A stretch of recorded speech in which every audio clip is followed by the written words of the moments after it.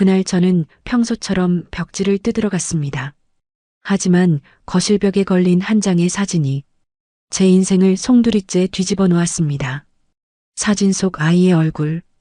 그건 세상 어디에도 없을 줄 알았던 어린 나였습니다. 어릴 때 그 순간부터였습니다. 내 사진이잖아? 이 집안에서 숨겨온 가짜 피는 무너지고 35년간 잠들어 있던 어릴 때 진짜 피가 조용히 내 그러나 사진이잖아? 확실히 깨어나기 시작했습니다. 영상 시작 전에 구독과 좋아요 눌러주시고요. 지금 어디에서 보고 계신지 댓글로 남겨주세요. 한 분 한 분께 따뜻하게 인사드리고 싶습니다. 평창동 저택 거실에 발을 들여놓는 순간 저는 그 자리에 얼어붙고 말았습니다. 벽난로 위에 걸린 대형 가족사진 속 어린 소년이 저를 똑바로 바라보고 있었는데 그 얼굴이 거울을 보는 것처럼 낯익었거든요. 눈매도 그렇고 입꼬리가 올라가는 각도도 그렇고 심지어 왼쪽 볼에 살짝 패인 보조개까지 어린 시절 양아버지께서 보여주셨던 제 사진과 너무나 똑같았습니다. 35년을 도배 일만 하며 살아온 저한테 낯선 집은 익숙한 풍경이었지만 이런 경험은 처음이었어요. 마치 아주 오래전에 와본 적이 있는 장소에 다시 돌아온 것 같은 설명하기 어려운 묘한 감각이 발끝에서부터 천천히 올라왔죠. 도배 의뢰를 받고 이 집에 도착한 건 오전 9시쯤이었는데 대문 앞에서부터 범상치 않은 기운이 느껴졌습니다. 담장만 해도 제 키의 2배는 좋게 넘었고 정원에는 수십 년 묵은 소나무들이 위풍당당하게 서 있었으며 분수대에서 흘러내리는 물소리마저 고요하고 무거웠어요. 가정부 주란 씨가 현관에서 저를 맞이했고 간단한 인사를 나눈 뒤 거실로 안내받았는데 그때 그 사진을 본 겁니다. 사진 속 소녀는 5살쯤 되어 보였고 하얀 셔츠에 멜빵 바지를 입은 채 카메라를 향해 환하게 웃고 있었는데 그 웃음이 제 심장을 후벼 파는 것 같았어요. 윤 씨라고 했나? 도배기사. 등 뒤에서 낮고 무거운 목소리가 들려 화들짝 돌아보니 지팡이를 짚은 노신사가 서 계셨습니다. 서정호 회장님, 이 집의 주인이셨죠. 70대 초반으로 보이는 그분의 눈빛은 날카로우면서도 어딘가 깊이 지쳐 있었고 곱게 빗어넘긴 백발 사이로 세월의 무게가 고스란히 느껴졌어요. 저는 얼른 허리를 숙여 인사를 드렸습니다. 예, 회장님. 오늘 2층 방 도배 의뢰 받고 왔습니다. 회장님은 고개를 끄덕이시더니 제가 아까 바라보던 사진 쪽으로 시선을 돌렸는데 그 순간 표정이 미세하게 굳어지는 게 느껴졌어요. 마치 오래된 상처를 건드린 사람을 경계하는 듯한 복잡하고도 날카로운 눈빛이었습니다. 2층 끝방이야. 오래됐으니 꼼꼼하게 해주게. 그 말씀을 끝으로 회장님은 지팡이를 짚고 복도 쪽으로 천천히 걸어가셨고 저는 다시 사진 앞에 섰습니다.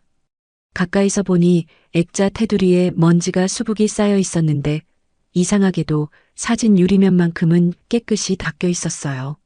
누군가 이 사진만 정기적으로 관리하고 있다는 뜻이었죠.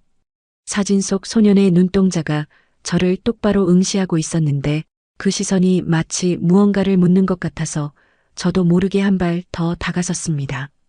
도대체 이 아이는 누구이고 왜 나와 이렇게 닮은 걸까? 머릿속에서 질문이 꼬리를 물었지만 답은 쉽게 나오지 않았어요. 실례합니다, 기사님. 뒤에서 들려온 목소리에 돌아보니 60대 후반쯤 되어 보이는 여사님이 서 계셨습니다. 한미정 여사님, 회장님의 부인이셨죠. 첫인상은 우아하면서도 어딘가 깊이 슬퍼 보였는데 눈가에 깊이 팬 주름이 세월만으로는 설명되지 않는 고통의 흔적처럼 느껴졌어요. 여사님은 제 얼굴을 물끄러미 바라보시더니 갑자기 숨을 크게 들이쉬었고 손이 미세하게 떨리는 게 보였습니다. 하지만 아무 말 없이 시선을 피하시더니 2층으로 안내해 드릴게요. 이쪽으로 오세요라고만 하셨죠. 그 목소리에 묘한 떨림이 섞여 있었는데 저는 그게 무슨 의미인지 알 수 없었습니다. 계단을 오르는 동안 여사님은 단 한마디도 하지 않았지만 몇 번이나 뒤를 돌아보며 제 얼굴을 훔쳐보는 게 느껴졌어요. 마치 확인하고 싶은 게 있지만 차마 물어보지 못하는 사람처럼 조심스럽고도 간절한 눈빛이었죠. 2층 복도 끝에 다다르자 여사님이 멈춰 서셨습니다. 하얀 문 하나가 굳게 닫혀 있었는데 문고리에 먼지가 잔뜩 쌓여 있는 걸 보니 오랫동안 사람의 손길이 닿지 않은 게 분명했어요. 이 방이에요. 여사님의 목소리가 떨리고 있었습니다. 35년 동안 그대로 뒀던 방이에요. 위층은 조심해서 들어가 주세요. 35년이라는 숫자가 귓가에 맴돌았는데 그 해가 바로 제가 태어난 해였거든요. 문을 여는 순간 오래 묵은 공기가 확 밀려나왔고 시간이 멈춘 듯한 공간이 눈앞에 펼쳐졌습니다. 어린아이 방이었어요. 낡은 목마가 한쪽 구석에 쓸쓸히 서 있었고 책장에는 빛바랜 동화책들이 꽂혀 있었으며 침대 위에는 먼지 쌓인 곰 인형이 주인을 기다리듯 덩그러니 놓여 있었죠.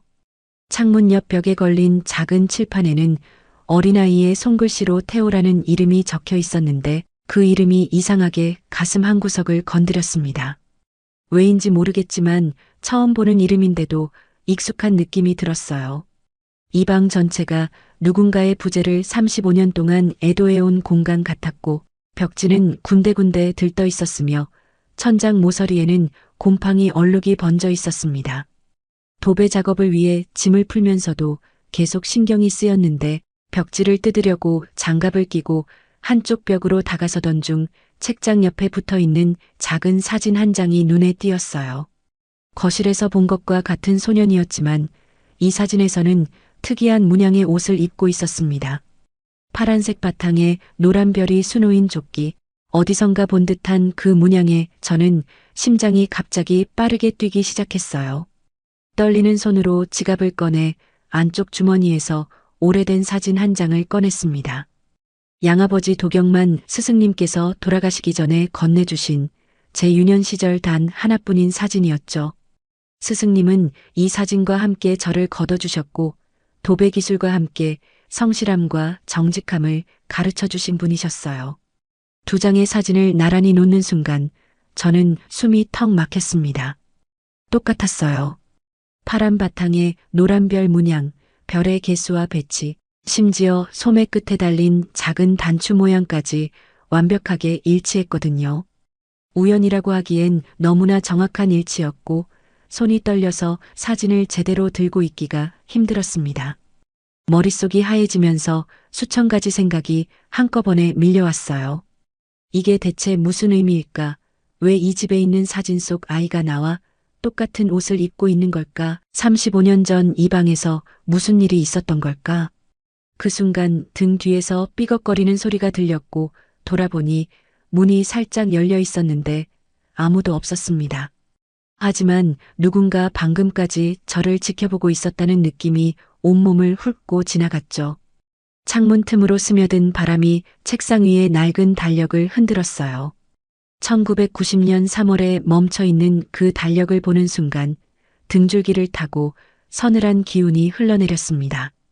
저는 다시 벽에 붙은 사진을 바라보았고 사진 속 소년의 눈동자가 마치 살아있는 것처럼 저를 응시하고 있었어요. 그 눈빛이 묻고 있는 것 같았습니다. 넌 누구니? 왜 여기 왔니? 그리고 너는 정말 모르는 거니? 이 집, 이 방, 이 사진들, 그리고 나를 바라보던 회장 부부의 떨리는 눈빛까지 모든 게 우연치고는 너무 기묘하게 맞아떨어지고 있었습니다. 저는 손에 든 두 장의 사진을 번갈아 보며 중얼거렸어요. 이 집이 왜 이렇게 낯익은 걸까요? 마치 내가 있어야 할 곳에 35년 만에 돌아온 것처럼 말이에요. 두 장의 사진을 손에 쥔 채 한참을 서 있었는데 도저히 일에 집중할 수가 없었습니다. 파란 바탕에 노란 별 문양이 똑같다는 사실이 머릿속에서 떠나지 않았고 심장은 여전히 빠르게 뛰고 있었어요. 일단 마음을 가라앉히고 작업을 시작해야겠다고 생각했지만 이 방 구석구석에서 뿜어져 나오는 기운이 저를 자꾸만 다른 곳으로 이끌었습니다. 창가 쪽 벽지를 뜯기 위해 다가서던 중 문득 침대 옆에 있는 낡은 벽장이 눈에 들어왔어요. 문짝이 살짝 벌어져 있었는데 그 틈새로 뭔가 노란색이 삐죽 튀어나와 있었거든요. 호기심을 참지 못하고 벽장 앞으로 다가갔습니다. 문을 열자 오래 묵은 먼지 냄새가 코끝을 찔렀고 안에는 어린아이 옷가지들과 장난감들이 차곡차곡 정리되어 있었어요. 35년 전 물건들이 고스란히 보관되어 있다는 사실이 가슴을 먹먹하게 했는데 그때 벽장 바닥 틈새에서 노란 종이 몇 장이 스르륵 미끄러져 나왔습니다. 저도 모르게 손을 뻗어 그 종이들을 집어들었죠. 세 장의 그림이었어요. 크레파스로 그린 듯한 어린아이의 그림인데 종이가 누렇게 바랬지만 색깔은 여전히 선명했습니다. 첫 번째 그림은 집이었어요. 커다란 지붕에 굴뚝이 달린 집, 그리고 그 앞에 세 사람이 손을 잡고 서 있었습니다. 아빠, 엄마, 그리고 작은 아이. 그림 아래에는 삐뚤빼뚤한 글씨로 우리 가족이라고 적혀 있었죠. 두 번째 그림은 정원이었는데 분수대와 소나무들이 그려져 있었고 한쪽 구석에 강아지 한 마리가 꼬리를 흔들고 있었어요.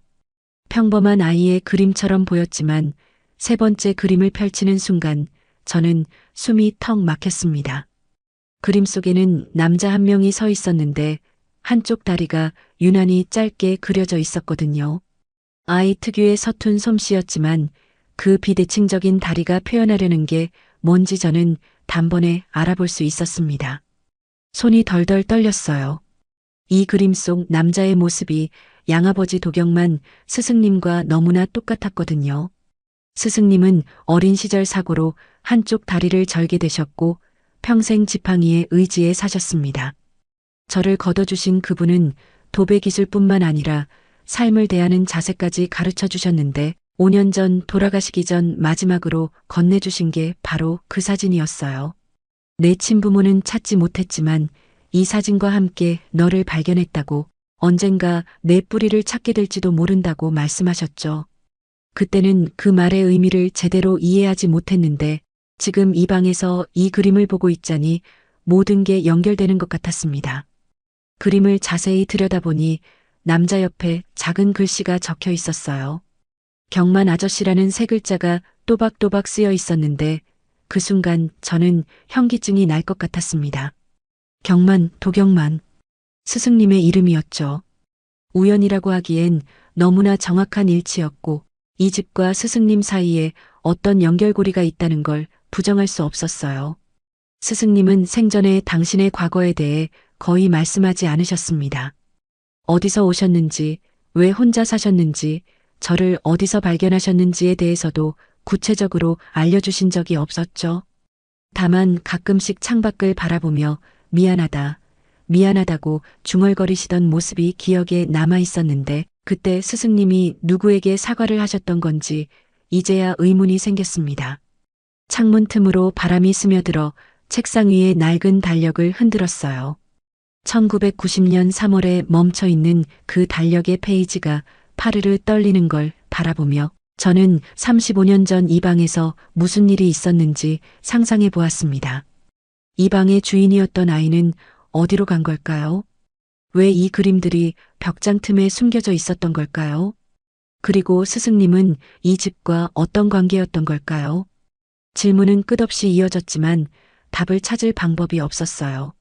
아니, 어쩌면 답은 이미 제 앞에 있는데 제가 인정하기 두려워하는 건지도 모르겠습니다.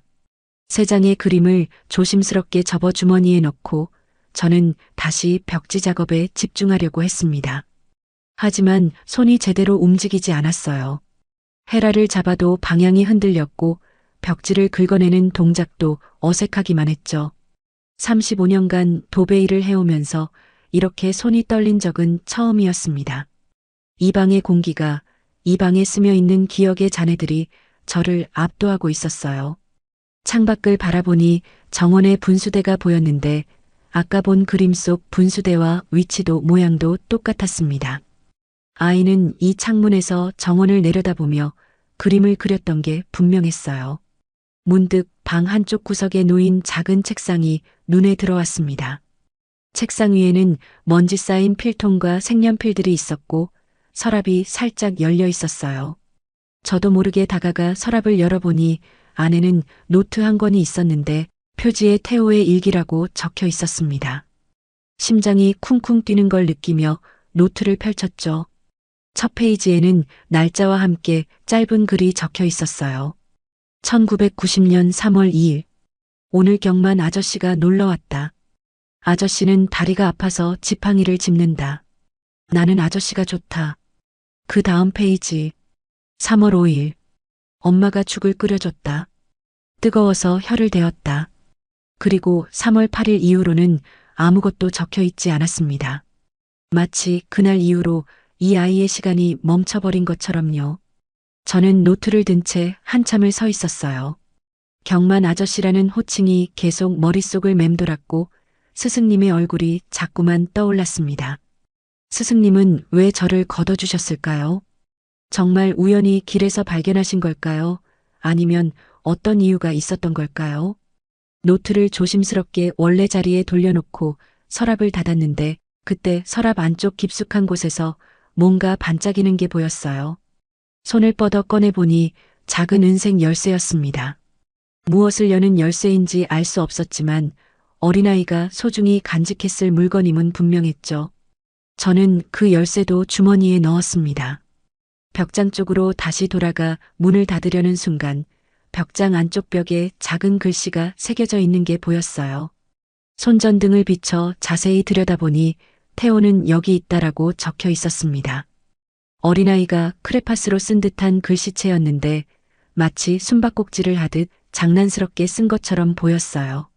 하지만 그 글씨를 보는 순간 저는 등골이 서늘해지는 걸 느꼈습니다. 태호는 여기 있다.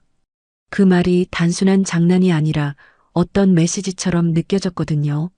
마치 35년 동안 누군가가 자신을 찾아주기를 기다리며 남긴 흔적처럼 그런 절박함이 느껴졌습니다. 창밖으로 해가 기울기 시작했고 방 안은 점점 어두워지고 있었어요. 작업은 거의 진행되지 않았지만 저는 이상하게 이 방을 떠나고 싶지 않았습니다. 이 방의 벽과 바닥과 천장 어딘가에 제가 찾아야 할 진실이 숨어 있다는 느낌이 들었거든요.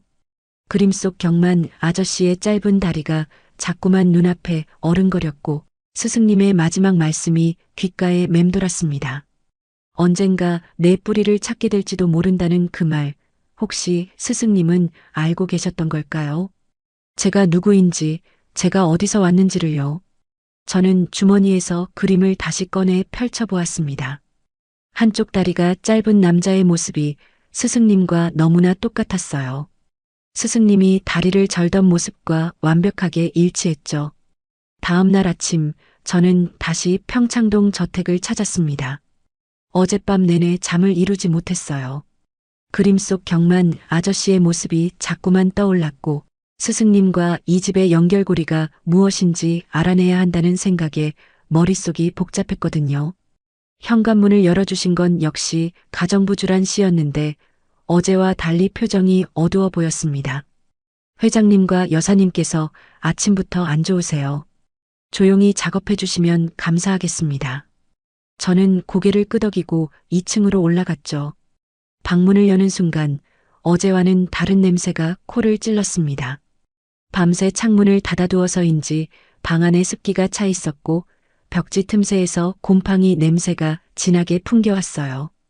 그 냄새를 맡는 순간 저는 그 자리에 얼어붙고 말았습니다. 이 냄새 너무나 익숙했거든요. 스승님과 함께 살던 단칸방의 냄새와 똑같았어요. 비가 오면 천장 귀퉁이에서 물이 새어 들어오던 그 방, 곰팡이가 피어서 벽지가 검게 변해가던 그 방의 냄새가 지금 이 저택의 방에서 나고 있었습니다. 기억이 순식간에 밀려왔어요. 7살이던 제가 스승님 손을 잡고 그 단칸방에 처음 들어섰을 때의 일이었죠. 방은 춥고 어두웠지만 스승님은 따뜻한 미소를 지으며 말씀하셨어요. 여기가 이제 우리 집이다. 비가 좀 세긴 하지만 둘이 살기엔 충분해. 그날 밤 비가 쏟아졌고 천장에서 물이 떨어질 때마다 스승님은 양동이를 받쳐 놓으시며 곧 고칠 거야라고 웃으셨습니다. 하지만 그 방은 끝내 고쳐지지 않았고 저는 곰팡이 냄새 속에서 자랐어요. 그 냄새가 지금 이 부잣집 방에서 똑같이 나고 있다는 게 이상했습니다. 벽지를 뜯기 시작했어요.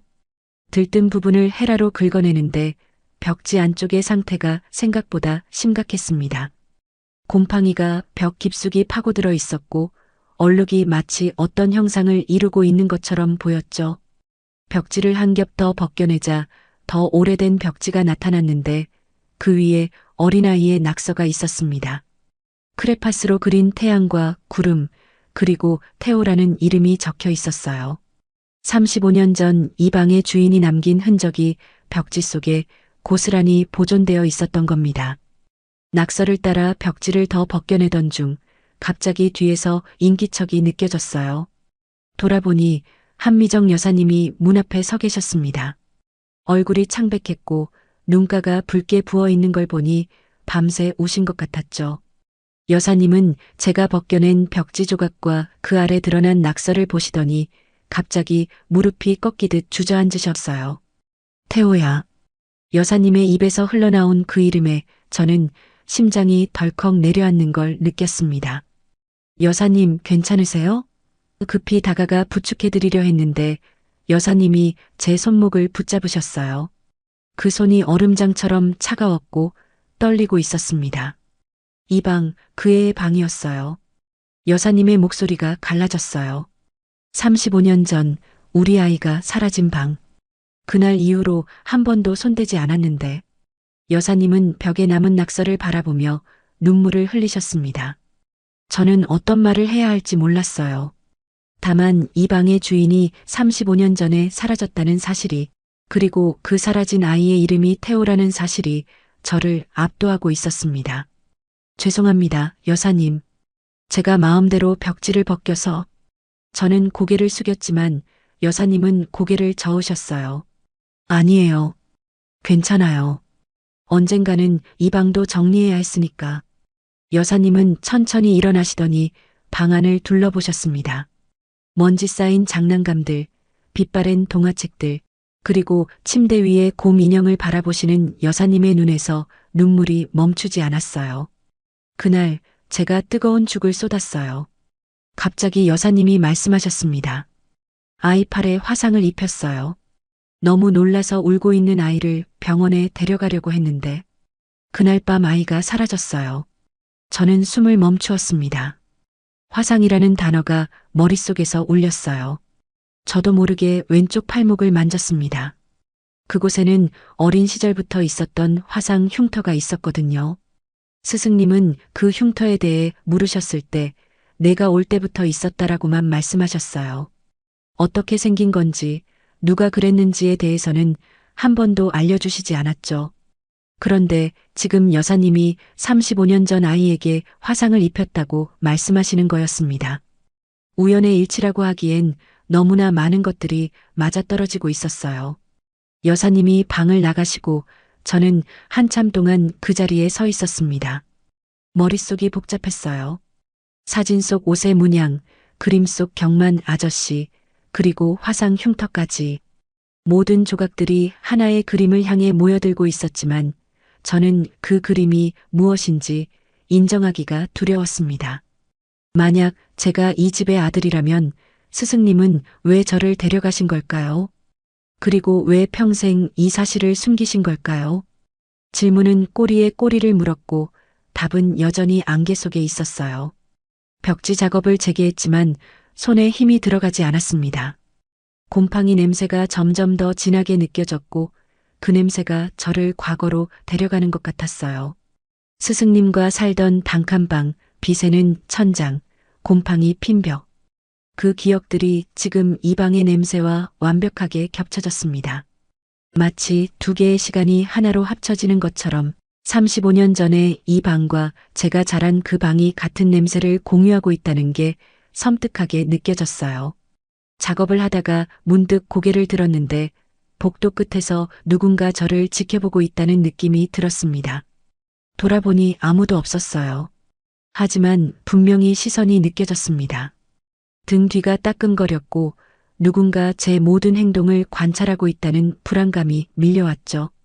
복도로 나가 양쪽을 살펴보았지만 인기척은 없었어요.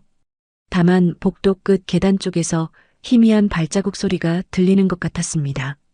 누군가가 서둘러 내려가는 소리처럼요. 방으로 돌아와 창문을 열었어요. 답답한 공기를 바꾸고 싶었거든요. 창밖으로 정원이 보였고 분수대가 햇빛을 받아 반짝이고 있었습니다. 어제 본 그림 속 풍경과 똑같았어요. 이 창문에서 어린 태호가 정원을 바라보며 그림을 그렸겠구나. 문득 그런 생각이 들었습니다. 35년 전 그 아이는 무슨 생각을 했을까요? 이 넓은 집, 예쁜 정원, 사랑하는 부모님. 모든 걸 가졌던 아이가 어느 날 갑자기 사라져야 했던 이유는 뭘까요? 저는 창틀에 손을 얹고 한참을 서 있었어요. 누군가가 이 방을 지키고 있는 듯한 느낌이 계속 떠나지 않았습니다. 마치 35년 동안 주인의 귀환을 기다려온 존재처럼요. 오후가 되자 저택의 분위기가 갑자기 바뀌었습니다. 1층에서 소란스러운 소리가 들려왔고 남자의 날카로운 목소리가 계단을 타고 올라왔어요. 그 방은 대체 언제까지 그대로 둘 건데요? 도배공까지 불러놓고 진짜 공사하실 거예요? 저는 작업을 멈추고 귀를 기울였습니다. 여사님의 떨리는 목소리가 들렸어요.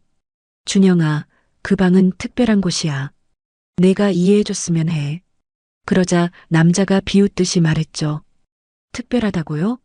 유령방이잖아요. 차라리 제 갤러리로 바꾸는 게 낫지 않나요?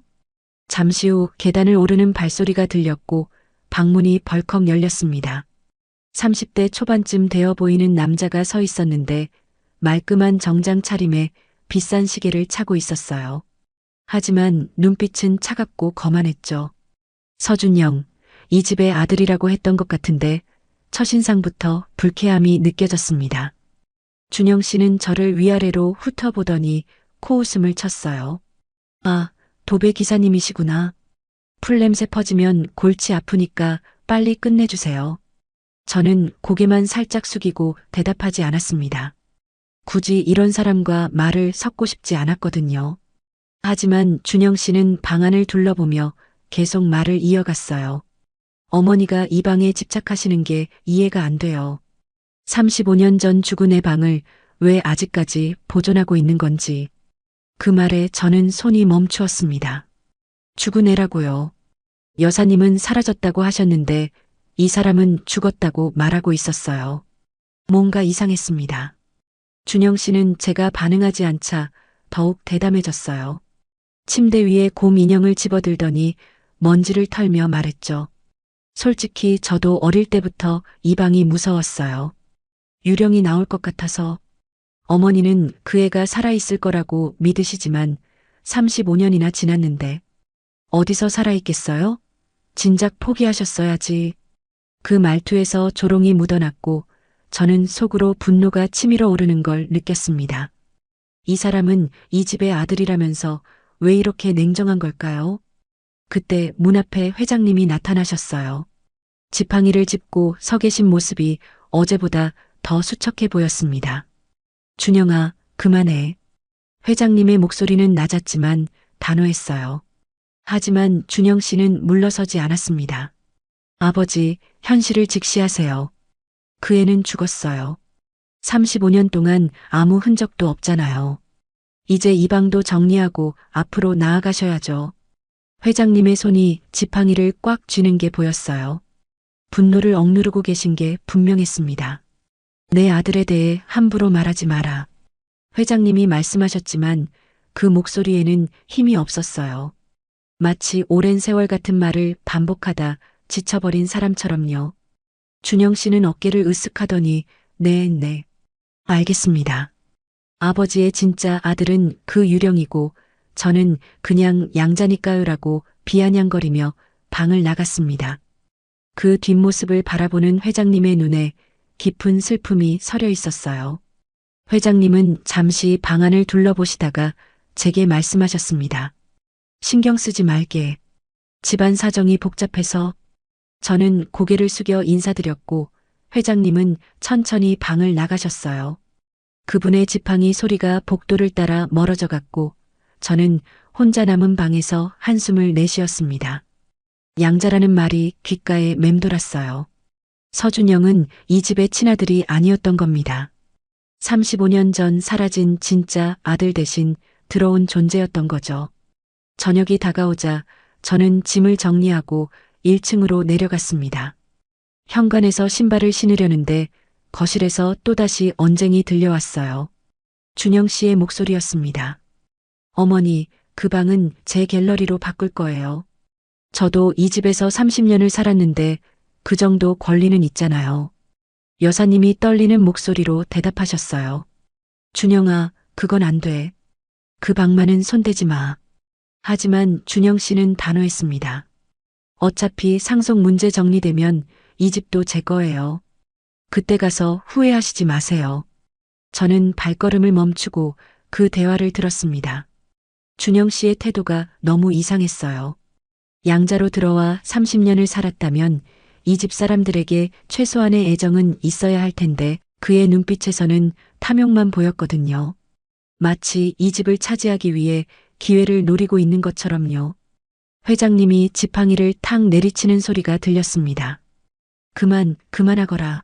하지만 그 목소리에는 위험보다 무력함이 더 짙게 배어 있었어요. 현관을 나서려는데 준영 씨가 거실에서 나왔습니다. 손에 작은 금고를 들고 있었는데 숫자 자물쇠가 달린 것이었어요. 준영 씨는 저를 보더니 씩 웃었습니다. 도배 기사님, 아직 안 가셨어요? 내일도 오시려나? 저는 가볍게 인사하고 지나가려 했는데 준영 씨가 금고를 흔들며 말했어요. 이것 보세요. 아버지가 평생 숨겨온 금고예요. 비밀번호는 모르지만 이 안에 뭐가 들었을지 궁금하지 않으세요? 저는 대답하지 않았습니다. 하지만 준영 씨는 혼잣말처럼 계속했어요. 아마 유전자 검사 결과 같은 게 들어있겠죠. 제가 진짜 아들이라는 증명서. 물론 저는 양자지만 법적으로는 상속권이 있으니까. 그 말을 하는 준영 씨의 눈빛이 섬뜩하게 빛났습니다. 저는 인사도 없이 현관문을 열고 나왔어요.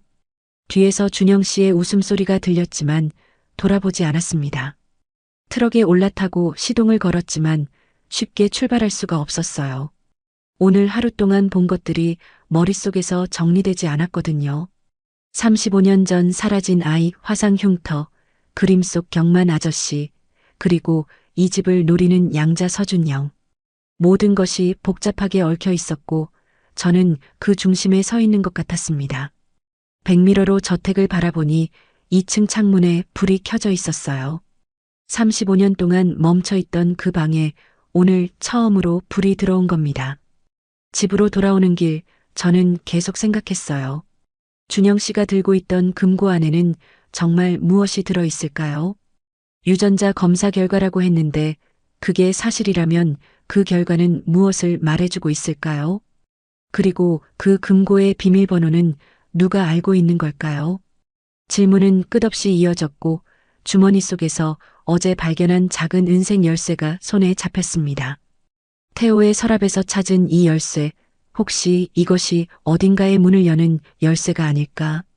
저는 핸들을 꽉 쥐며 중얼거렸어요. 이 안에 내 자격이 들어있다고 준영 씨가 그렇게 말했죠. 과연 무슨 뜻일까요? 다음 날 아침 저는 평소보다 일찍 평창동 저택에 도착했습니다. 밤새 뒤척이다 결국 새벽 4시에 눈을 떴고 더 이상 누워있을 수가 없었거든요. 머릿속에는 온통 이 집에 대한 생각뿐이었어요. 사진 속 옷의 문양, 그림 속 경만 아저씨, 화상 흉터에 대한 여사님의 말씀, 그리고 금고를 흔들며 비웃던 준영 씨의 얼굴까지. 모든 조각들이 하나의 퍼즐을 향해 모여들고 있었지만 저는 여전히 그 퍼즐의 완성된 그림이 무엇인지 확신할 수 없었습니다. 2층 방에 들어서자마자 창문부터 활짝 열었어요. 어제보다 곰팡이 냄새가 더 진해진 것 같았거든요. 오늘은 본격적으로 벽지를 뜯어내고 새 벽지를 바를 계획이었습니다. 도배용 칼을 들고 창가 쪽 벽으로 다가갔는데 벽지가 특히 심하게 들떠있는 부분이 눈에 띄었어요. 그 부분을 조심스럽게 긁어내기 시작했죠. 낡은 벽지가 종이처럼 얇게 벗겨져 나왔고 그 아래에서 또 다른 벽지층이 나타났습니다. 이 방은 35년 동안 한 번도 도배를 하지 않았다고 했는데 그 말이 사실이었어요. 두 번째 벽지층을 벗겨내던 중 갑자기 손끝에 뭔가 다른 질감이 느껴졌습니다. 종이 같기도 하고 사진 같기도 한 매끄러운 표면이었어요. 심장이 빠르게 뛰기 시작했고 저는 더욱 조심스럽게 벽지를 벗겨냈습니다. 그러자 벽과 벽지 사이에 끼어 있던 작은 사진 한 장이 스르륵 미끄러져 떨어졌어요. 낡고 바랜 사진이었는데 한쪽 모서리가 찢겨져 나간 반쪽짜리 사진이었습니다. 사진 속에는 어린 소년의 모습이 있었는데 얼굴 반쪽만 보였어요. 손이 덜덜 떨렸습니다. 이 반쪽 사진이 어딘가 익숙했거든요. 저는 급히 지갑을 꺼내 안쪽 주머니를 뒤졌어요. 스승님께서 남겨주신 사진, 제 유년 시절 단 하나뿐인 그 사진을 꺼냈습니다. 그 사진도 역시 한쪽 모서리가 찢겨져 있었는데 저는 그동안 그냥 오래되어서 훼손된 거라고만 생각했어요. 두 장의 사진을 나란히 놓는 순간 저는 숨이 멎는 것 같았습니다. 찢겨진 모서리의 모양이 완벽하게 들어맞았거든요. 퍼즐 조각처럼 두 사진이 하나로 합쳐지면서 온전한 한 장의 사진이 완성되었습니다. 사진 속에는 어린 소년 한 명이 웃고 있었어요. 파란색 바탕에 노란 별이 수놓인 조끼를 입고 왼쪽 볼에 보조개를 드러내며 환하게 웃는 아이. 그 아이가 바로 저였습니다. 아니, 35년 전에 제가 이 집의 아들 태호였다는 증거가 지금 제 손에 들려 있었어요. 눈앞이 아득해지면서 무릎에 힘이 풀렸습니다. 벽에 기대어 천천히 주저앉았고 두 손으로 얼굴을 감쌌어요. 이게 정말 현실인 걸까요? 35년 동안 내가 누구인지 모르고 살아왔는데 이렇게 갑자기 진실이 밝혀지다니요. 사진 뒷면을 뒤집어 보니 희미한 글씨가 적혀 있었습니다. 잉크가 번져서 읽기 어려웠지만 자세히 들여다보니 글자를 알아볼 수 있었어요. 태호, 우리 아들. 1990년 3월. 그 글씨는 여사님의 필체인 것 같았습니다. 어머니가 아들의 사진 뒷면에 적어둔 메모, 35년 동안 벽 틈에 숨겨져 있다가 오늘에서야 세상 밖으로 나온 진실이었죠. 저는 사진을 가슴에 꼭 안고 한참을 울었습니다. 소리 없이 어깨만 들썩이며 울었어요. 얼마나 시간이 지났을까요? 정신을 차리고 보니 햇빛이 창문을 통해 비스듬히 들어오고 있었습니다. 오전 내내 이 자리에 앉아 있었던 거였어요. 저는 천천히 일어나 옷에 먼지를 털었습니다. 이제 어떻게 해야 할까요? 이 사실을 회장님과 여사님께 말씀드려야 할까요? 아니면 조용히 떠나야 할까요? 35년이라는 시간이 너무 길었고 그 시간 동안 이 집에는 새로운 아들이 자리 잡았습니다. 제가 갑자기 나타나서 모든 걸 뒤흔들어도 되는 걸까요? 방문 앞에서 발소리가 들렸어요. 급히 사진을 주머니에 넣었는데 문이 열리며 주란 씨가 들어왔습니다. 기사님, 점심 드시러 내려오세요. 여사님께서 준비하셨어요. 저는 고개를 끄덕이고 그녀를 따라 1층으로 내려갔어요. 식당에는 간단한 식사가 차려져 있었고 여사님이 자리에 앉아 계셨습니다. 회장님은 보이지 않았어요. 여사님은 제가 들어서자 미소를 지으셨는데 그 미소가 어딘가 쓸쓸해 보였습니다. 많이 힘드시죠? 그 방 작업하기가 쉽지 않을 거예요. 여사님이 말씀하셨어요. 저는 자리에 앉으며 괜찮습니다. 여사님. 곧 마무리될 것 같습니다라고 대답했죠. 식사를 하면서도 저는 계속 여사님의 얼굴을 훔쳐보았습니다. 제 어머니일지도 모르는 분, 35년 전 뜨거운 죽을 쏟아 저에게 화상을 입힌 분.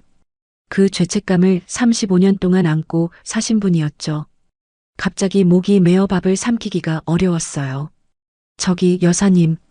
저도 모르게 말이 튀어나왔습니다. 여사님이 고개를 드셨어요. 그 방에서 이런 걸 발견했는데요. 저는 주머니에서 아까 찾은 반쪽 사진을 꺼냈습니다.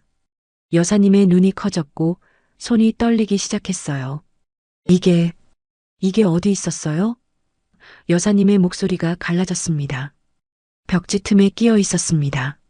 35년 동안 거기 있었던 것 같아요. 여사님은 사진을 받아들고 한참을 바라보셨어요.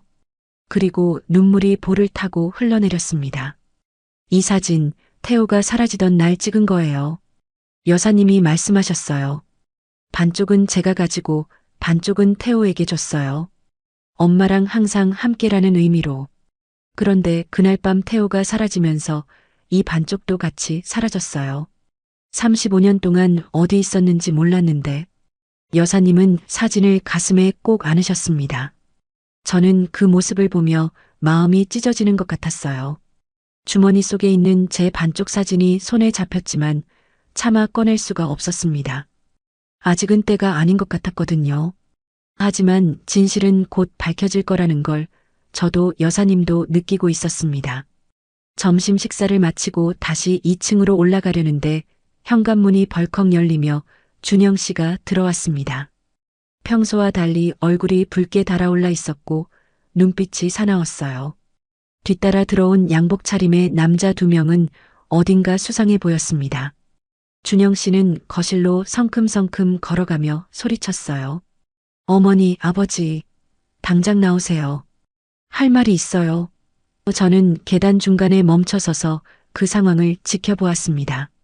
회장님이 지팡이를 짚고 서재에서 나오셨고 여사님도 식당에서 나오셨어요.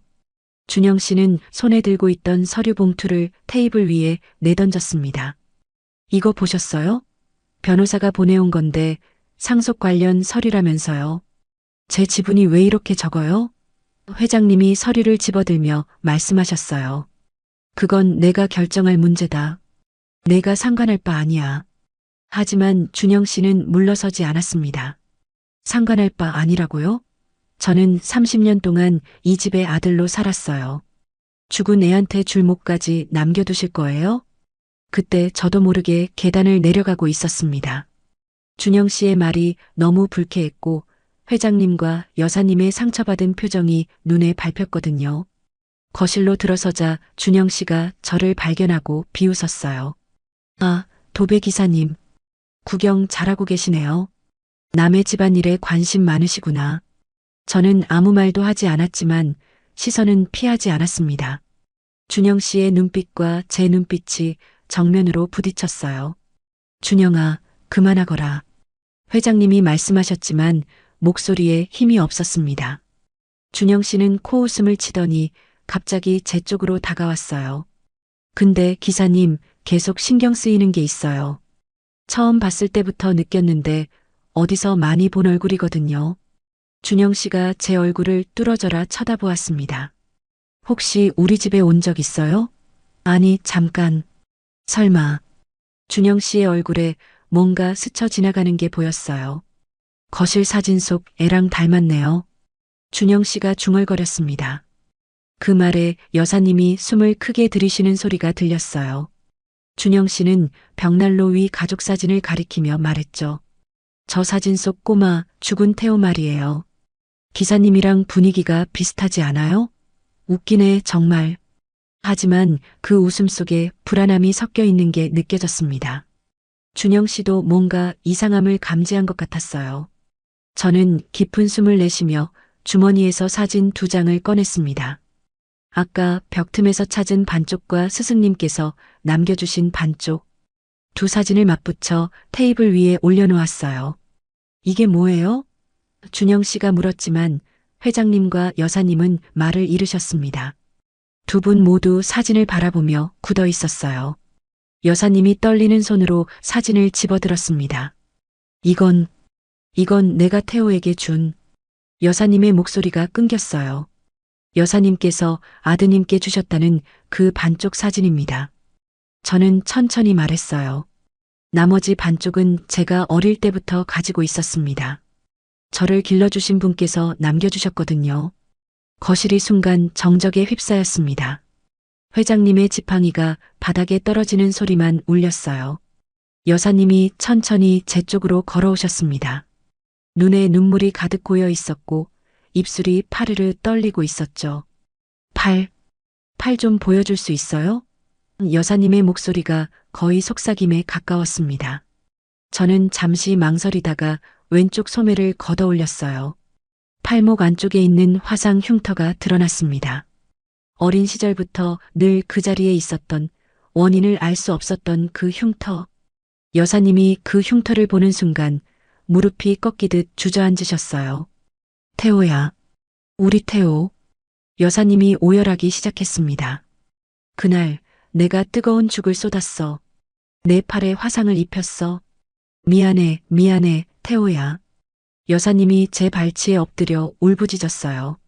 저도 눈물이 쏟아졌습니다.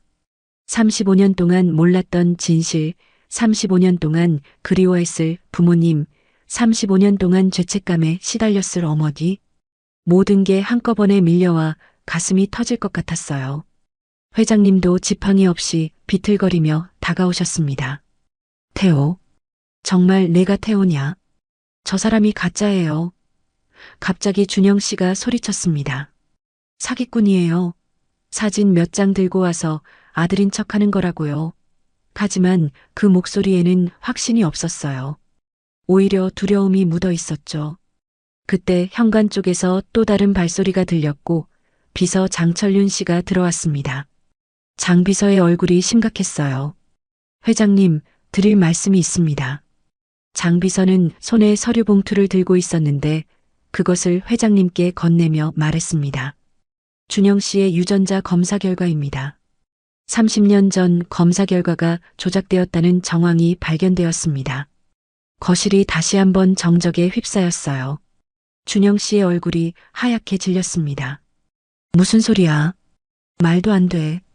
하지만 장 비서는 단호하게 말했죠. 당시 검사를 담당했던 의사가 최근 양심 선언을 했습니다. 준영 씨 측에서 뇌물을 받고 결과를 조작했다고요. 준영 씨의 눈이 흔들렸고 그와 함께 온 양복 차림의 남자들이 슬금슬금 뒷걸음질 쳤습니다. 저는 그 모든 상황을 지켜보며 서 있었어요. 여사님은 여전히 제 발치에서 울고 계셨고 회장님은 서류를 든 채 멍하니 서 계셨습니다. 35년 만에 진실이 밝혀지는 순간이었죠. 하지만 기쁨보다는 슬픔이, 분노보다는 허망함이 더 크게 느껴졌습니다. 이 모든 게 35년 전에 밝혀졌다면 우리 가족은 어떻게 되었을까요? 스승님은 왜 저를 데려가셨던 걸까요? 질문은 여전히 남아 있었지만 적어도 한 가지는 분명해졌어요. 제가 누구인지 이제 알게 되었다는 것. 장 비서의 폭로 이후 거실은 한동안 아수라장이었습니다. 준영 씨가 서류를 낚아채려 했고 그와 함께 온 남자들이 장 비서를 위협하려 했어요. 하지만 그때 현관문이 열리며 경찰들이 들이닥쳤습니다. 가정부 주란 씨가 난동 소리를 듣고 미리 신고한 것이었죠. 경찰은 준영 씨와 일행을 제압했고 준영 씨의 손목에 수갑이 채워지는 순간 저는 복잡한 감정을 느꼈습니다. 분노도 있었고 허망함도 있었지만 이상하게 연민 같은 것도 있었어요. 이게 무슨 짓이야? 나는 이 집의 아들이라고. 준영 씨가 발버둥 치며 소리쳤습니다. 하지만 경찰은 담담하게 말했어요. 서준영 씨 유전자 검사 결과 조작 및 사문서 위조 혐의로 체포합니다. 묵비권을 행사할 수 있으며 준영 씨가 끌려나가면서 제 쪽을 노려보았습니다. 끝까지 두고 보자. 넌 가짜야, 가짜라고. 하지만 그 외침은 이미 힘을 잃고 있었어요. 30년 동안 쌓아올린 거짓이 한순간에 무너지는 소리처럼 허무하게 울렸습니다. 경찰이 떠난 뒤 거실에는 저와 회장님, 여사님만 남았습니다. 장 비서와 주란 씨도 조심스럽게 물러났어요. 세 사람이 마주선 채 한참을 침묵했습니다. 35년 만의 재회가 이렇게 될 줄은 아무도 예상하지 못했을 거예요. 회장님이 먼저 입을 여셨습니다. 태호야. 그분의 목소리가 갈라지며 눈물이 흘러내렸어요. 평생 강인하게 사셨을 것 같은 분이 어린아이처럼 우는 모습을 보니 저도 눈물을 참을 수가 없었습니다. 아버지라고 불러도 될까요? 저도 모르게 그 말이 튀어나왔어요. 회장님의 어깨가 들썩였고 지팡이도 없이 비틀거리며 제게 다가오셨습니다. 불러라. 제발 불러라, 아들아. 회장님이 저를 끌어안으셨어요. 뼈만 앙상하게 남은 듯한 몸이었지만 그 포옹에는 35년간의 그리움이 담겨 있었습니다. 여사님도 다가와 저희를 감싸 안으셨고 세 사람이 얼싸안고 한참을 울었어요. 거실에 흐느끼는 소리만 가득 찼습니다. 얼마나 지났을까요? 여사님이 제 얼굴을 두 손으로 감싸며 말씀하셨어요. 많이 컸구나. 우리 태호가 이렇게 컸구나.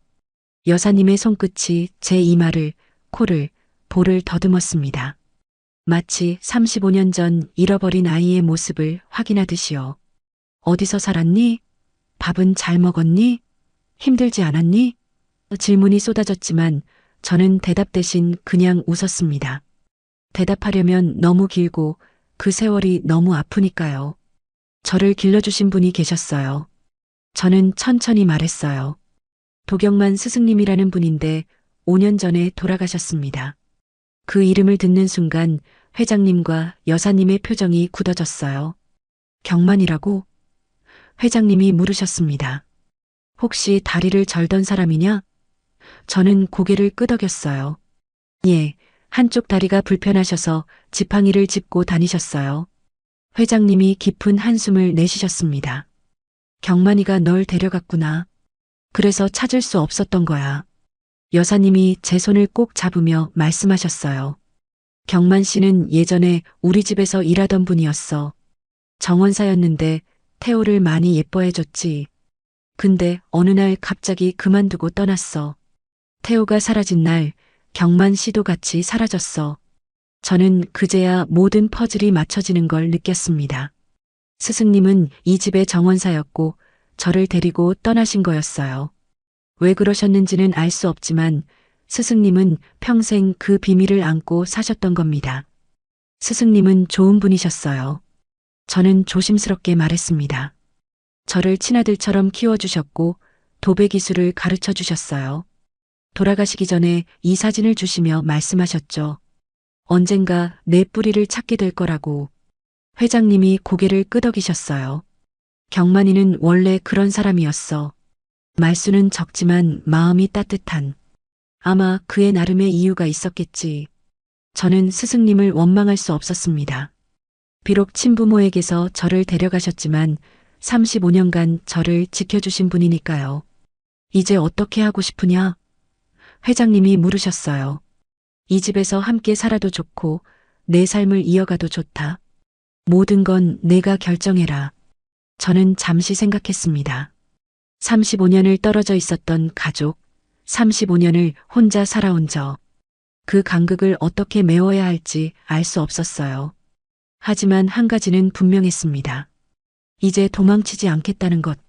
천천히 알아가고 싶어요. 저는 대답했어요. 35년을 한꺼번에 따라잡을 수는 없으니까 조금씩 가까워지면 좋겠습니다. 여사님이 제 손을 꼭 쥐며 말씀하셨어요. 그래, 천천히 하자. 우리 태호가 원하는 대로. 그 말에 저는 눈물이 또 났습니다. 태호라는 이름 35년 만에 처음 듣는 제 진짜 이름이었어요. 윤태성이라는 이름으로 35년을 살았지만 이제 서태호라는 이름도 제 것이라는 걸 알게 되었습니다. 두 개의 이름, 두 개의 인생, 그리고 하나로 이어진 가족. 복잡하지만 이제 시작할 수 있을 것 같았어요. 저는 창밖을 바라보았습니다. 해가 지고 있었고 정원의 분수대가 노을빛을 받아 반짝이고 있었어요. 어린 시절 이 창문에서 정원을 바라보며 그림을 그렸던 제가 35년 만에 같은 자리에 서 있었습니다. 많은 것이 변했지만 어떤 것들은 여전히 그대로였죠. 부모님의 사랑, 이 집의 기억, 그리고 제 안에 남아있던 무언가. 이제 그것들을 하나씩 되찾아갈 시간이었습니다. 그로부터 한 달이 지났습니다. 저는 여전히 도배 일을 하고 있었고 평창동 저택을 오가며 부모님과의 관계를 조금씩 쌓아가고 있었어요. 처음에는 서로 어색했습니다. 35년이라는 시간은 너무 길었고 그 사이에 쌓인 것들이 많았으니까요. 하지만 여사님께서 매일 아침 전화를 주셨고 회장님은 저녁마다 제 안부를 물으셨어요. 그렇게 하루하루가 지나면서 우리는 조금씩 가족이 되어가고 있었습니다. 오늘 아침 저는 오랜만에 평창동 저택에서 눈을 떴습니다. 어젯밤 늦게까지 부모님과 이야기를 나누다 그만 잠이 들어버린 거였어요. 2층 제 방, 그러니까 35년 전 태호의 방은 이제 깨끗하게 새로 도배가 되어 있었습니다. 제가 직접 작업한 방이었죠. 새 벽지 냄새가 아직도 은은하게 남아 있었고 창문으로 들어오는 아침 햇살이 방을 환하게 밝히고 있었어요. 아래층에서 고소한 냄새가 올라왔습니다. 계단을 내려가니 여사님께서 부엌에서 죽을 끓이고 계셨어요. 저를 보시곤 환하게 웃으셨습니다. 일어났구나. 아침 먹자. 저는 식탁 앞에 앉았고 여사님께서 정성스럽게 끓이신 죽을 한 그릇 내어주셨어요. 뜨거운 김이 피어오르는 그릇을 바라보며 저는 문득 35년 전 그날이 떠올랐습니다. 그날도 여사님께서 죽을 끓여주셨겠죠. 그리고 그 뜨거운 죽이 제 팔에 쏟아졌고 그것이 모든 것의 시작이었어요. 괜찮아? 여사님이 조심스럽게 물으셨습니다. 제 표정에서 뭔가를 읽으신 것 같았어요. 저는 미소를 지으며 대답했습니다. 네, 괜찮아요. 그냥 감사해서요. 이렇게 다시 어머니가 끓여주신 죽을 먹을 수 있게 됐으니까. 여사님의 눈에 눈물이 맺혔지만 이번에는 슬픔이 아닌 기쁨의 눈물이었어요. 저는 숟가락을 들어 죽을 한 입 떠먹었습니다. 따뜻하고 부드러운 맛이 온몸으로 퍼져나갔어요. 이게 어머니의 손맛이구나. 35년 만에 처음 느끼는 맛이었습니다. 회장님께서 식당으로 들어오셨어요. 지팡이 없이 걸으시는 모습이 예전보다 건강해 보였습니다. 오늘 오후에 이사회가 있다. 내 이야기를 공식적으로 할 생각이야. 회장님이 말씀하셨어요. 저는 고개를 저었습니다. 아버지, 저는 회사에 관심이 없어요. 그냥 지금처럼 도배 일을 하고 싶습니다. 회장님은 잠시 침묵하시다가 고개를 끄덕이셨어요. 그래, 내 인생이니 내가 결정해라. 다만 우리가 도울 수 있는 일이 있으면 말해라. 저는 잠시 생각했습니다. 그리고 한 가지 아이디어가 떠올랐어요. 아버지, 제가 봉사단을 만들고 싶어요. 도배 봉사단이요. 회장님과 여사님이 동시에 저를 바라보셨습니다. 스승님께서 저를 키워주시면서 항상 말씀하셨어요. 기술은 나누라고 있는 거라고. 저도 그분처럼 어려운 사람들을 돕고 싶어요.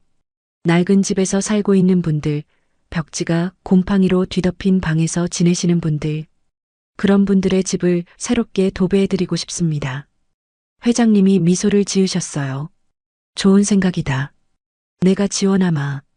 여사님도 고개를 끄덕이셨습니다. 이름은 뭐로 할 거니? 저는 창밖을 바라보았어요. 마침 동쪽 하늘에서 아침 햇살이 퍼져나오고 있었습니다.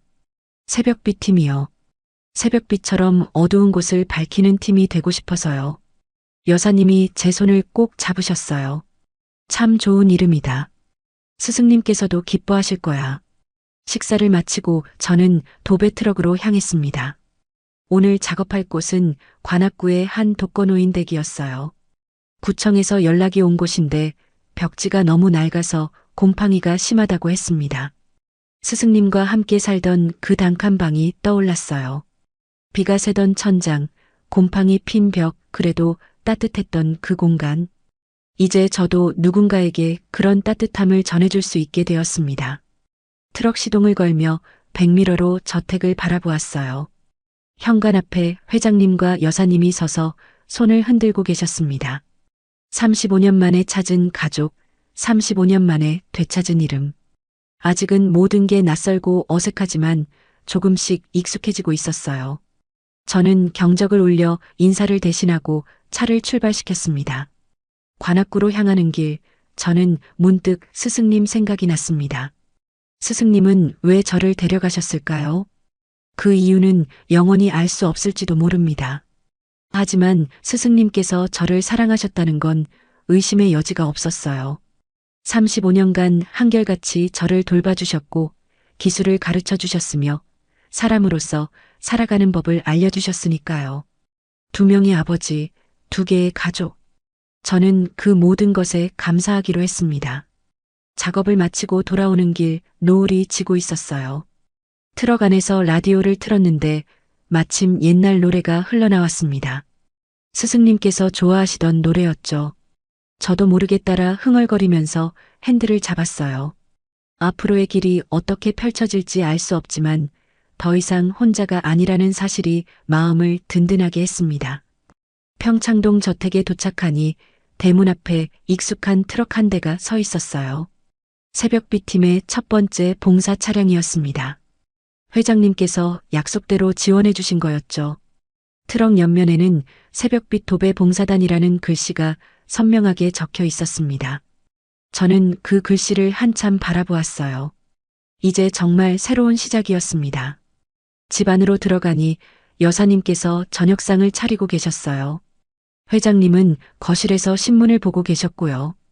평범한 가정의 평범한 저녁 풍경이었지만 저에게는 35년 만에 처음 겪는 기적 같은 순간이었습니다. 식탁에 앉아 세 사람이 함께 밥을 먹었어요. 대단한 말은 오가지 않았습니다. 그냥 맛있다, 더 먹어라, 오늘 힘들었지 같은 소소한 대화들. 하지만 그게 가족이잖아요. 저녁 식사 후 저는 잠시 정원을 산책했습니다. 분수대 옆 벤치에 앉아 밤하늘을 올려다보았어요. 별이 반짝이고 있었습니다. 문득 이런 생각이 들었어요. 낡은 벽은 뜯어내면 되지만 사람 마음의 벽은 함께 붙여야 한다고. 스승님께서 남기신 기술로 사람들의 집을 새롭게 도배하듯 저도 이제 제 마음의 벽을 새롭게 도배해가는 중이었습니다. 35년이라는 시간의 벽, 그 벽을 허물고 새로운 관계를 붙여가는 중이었죠. 현관에서 여사님의 목소리가 들렸어요. 태호야, 들어와라. 밤바람 차다. 저는 일어나 집으로 향했습니다. 어머니가 부르는 그 이름 태호. 이제 그 이름에 대답할 수 있게 되었어요. 네, 어머니. 지금 들어갈게요. 대문을 닫으며 뒤돌아보니 새벽빛 트럭이 달빛 아래 빛나고 있었습니다. 내일도 누군가의 집을 새롭게 만들어 드리러 갈 거예요. 오늘 이야기가 마음에 남으셨다면 구독과 좋아요로 응원해 주세요. 여러분의 따뜻한 관심이 더 좋은 이야기를 만드는 힘이 됩니다.